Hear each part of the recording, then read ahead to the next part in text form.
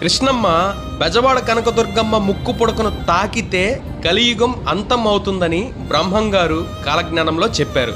ఈ విషయాన్ని పక్కన పెడితే ఈ నగరాన్ని గతంలో ఎన్నడూ లేని రీతిలో వరద ముంచేయడం, కృష్ణానది ఉధృతంగా ప్రవహించడం, అనేక ప్రాంతాలు నీట మునగడం, వీటన్నిటికీ కారణం ఎవరు?